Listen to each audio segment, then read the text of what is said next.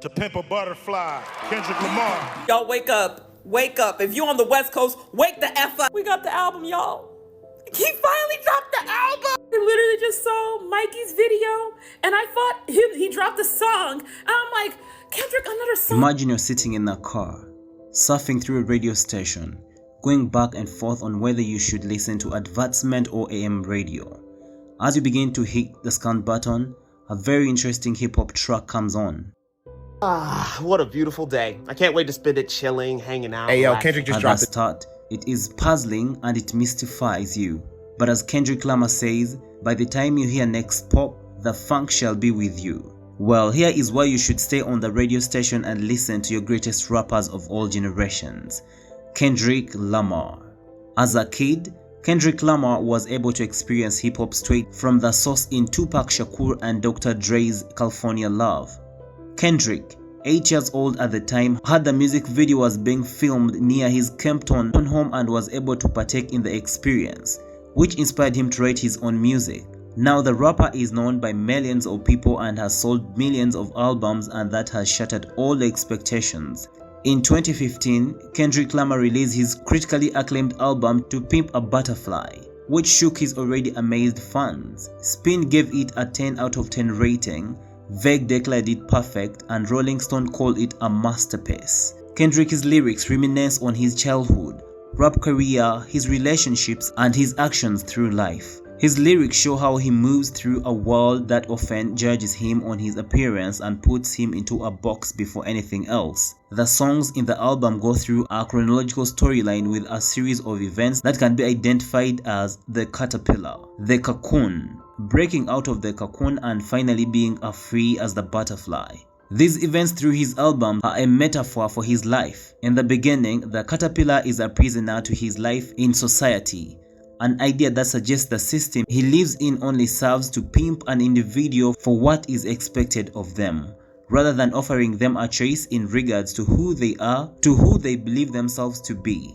The album ends as a tale of learning to love oneself in spite of the features we possess and assured by society to hate.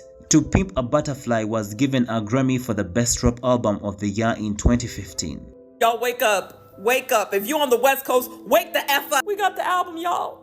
He finally dropped the album. I literally just saw Mikey's video and I thought he dropped a song. And I'm like, Kendrick, another song? I go to Twitter. He dropped the damn album. GXN, bitch. Kendrick, I'm about to go to a work assignment. Kendrick, you dropping this on a Friday, bro? So we can marinate over the weekend? Oh my God. I was not prepared for this. I was not prepared. We got 12 new songs. I mean, I probably listen to it in the car, but I don't want to get distracted. I don't need to be acting up on the Atlanta highway. Okay, we got 12 tracks, most of them explicit.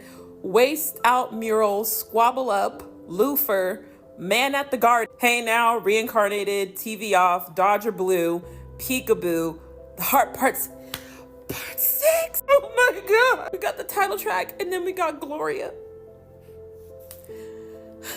Y'all ain't gonna see me for the rest of the day. I gotta sit in this. I gotta take my time. Just, oh my God. This is my real in time reaction, y'all. I was not prepared.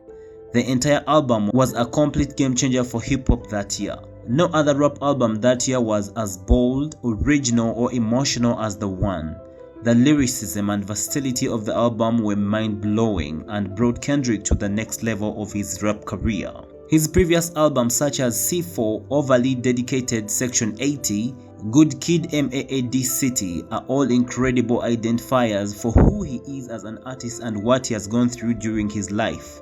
All of these albums portray Kendrick Lamar's life in Kempton, dealing with manipulative people from the neighborhood, being mistaken in gang life, and losing dear friends to poverty and violence. No matter what gender, age, race, or orientation, the images are painted by his words allows any individual to see the picture of what it is like to struggle both inwards and outwardly. These are feelings we can really relate to. Personally, when I listen to Kendrick Lamar, I am able to see life through the eyes of someone else, hearing both their struggles and their quests. It is a moment to sit down and feel what another human being is feeling and know what these feelings, whether great or terrible, are universal.